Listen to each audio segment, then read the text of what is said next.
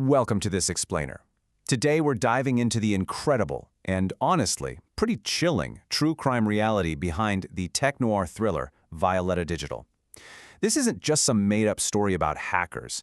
It's a really impactful presentation of a very real collision between state power, environmental corruption, and the unyielding digital conscience of one man. We're going to unpack exactly how raw personal trauma was forged into a completely gripping narrative of resistance. Let's get right into it. Okay, so let's start by asking a really fundamental question. What actually happens when you try to do the right thing, but you're dealing with a system that is completely unequipped to understand your methods? I mean, when ethical tech expertise crashes headfirst into technical illiteracy. As we're about to see, the results can be absolutely devastating. And this exact question sits right at the core of both the real-world history and the fictional universe we're exploring today. To really get this, we first need to trace the real-world timeline of Alberto Daniel Hill. He's actually the first Uruguayan hacker ever imprisoned for a computer crime. So picture this. Back in 2014, as a cybersecurity expert, Hill discovers a massive security flaw in a medical provider's system. He does exactly what he's supposed to do. He follows standard procedure with a responsible, ethical disclosure to the National Computer Emergency Response Team. But instead of a thank you, his warning is totally ignored. Fast forward to 2017, and that exact disclosure morphs into a fabricated extortion charge. He gets arrested, plunging into a total Kafkaesque nightmare. And while he was fully exonerated 4 years later, that victory, well, you can imagine, it felt incredibly hollow. Which brings us to Section 1, the true cost of code. Instead of operating in a digital realm of firewalls and elegant code, Alberto suddenly found himself locked in the stark, incredibly visceral reality of the Libertad and Durazno penitentiaries. We're talking about a harrowing environment here. The overwhelming smell of damp concrete and stale smoke. The sheer absurdity of trying to explain something like blockchain technology to a cellmate who is locked up for stealing cars. Or worse, the absolute terror of sharing a cell with a murderer. He was put under severe psychological pressure, denied his medication, and even coerced into false confessions just so he could protect his family. It was this profound state of complete helplessness that absolutely shattered his life. Moving on to Section 2. Enter Violeta Digital. This is where he creates what we can think of as a psychological cert.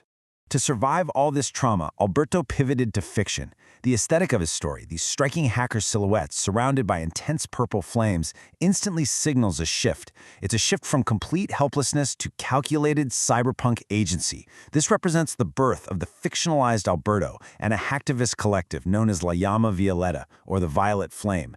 Through writing this novel, Alberto essentially reclaims the power that the justice system stripped from him. He transforms himself from a victim of circumstance into a brilliant master tactician.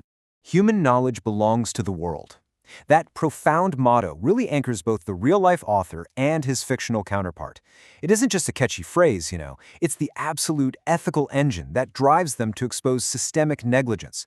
In the novel itself, a mysterious entity uses this exact phrase to recruit the fictional Alberto. They know it's the one philosophical hook he simply can't ignore, even though he really just wants to live a quiet, rebuilt life. And the novella grounds itself heavily in real-world trauma. It mirrors the massive public protests against corporate corruption and the severe water crisis in Montevideo.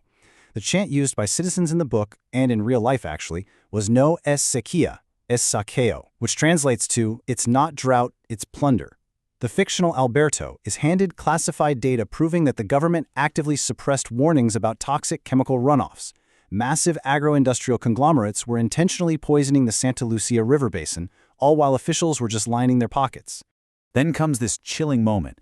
The fictional Alberto is recruited by that anonymous entity, known as Violeta, to expose this Agua Gate conspiracy. Now, Alberto really weighs the massive personal risks here. I mean, there's a very real threat of being labeled a cyber terrorist and thrown right back into a concrete cell. But ultimately, his conscience wins out. When he finally agrees to review the encrypted evidence of the water plundering, Violeta replies, "Secure your comms, burn this channel after receipt. Welcome to the flame, Alberto." And just like that, his quiet life is officially over. Let's dive into Section 3, Fact Mirroring Fiction, and see how he reclaims his narrative. This part brilliantly illustrates the wild contrast between reality and fiction. In the real world, the justice system exhibited just staggering technical illiteracy. The police literally confiscated a USB drive that just had university lecture notes and standard open source tools on it, and they paraded it in court as, quote, complex hacking algorithms. It's almost unbelievable. But in the book, Alberto has absolute technical mastery. He operates with flawless cryptographic defense, sets up decentralized blockchain evidence drops, and shows deliberate tactical brilliance. In the fiction, he is definitely not a passive victim. He's the architect of the state's reckoning. This brings us to Section 4, the Castle Paradox, Disruption versus Reform. Hill asks a really fundamental question here, one that applies to anyone fighting for transparency. Is it better to be an outsider hacker trying to bring down the castle walls with disruptive force, or do you go in as an insider trying to reform the state's digital code from within? The catch is, if you go inside, you risk the ancient walls of the bureaucracy slowly corrupting your ideals. It is an agonizing choice between radical disruption and pragmatic reform.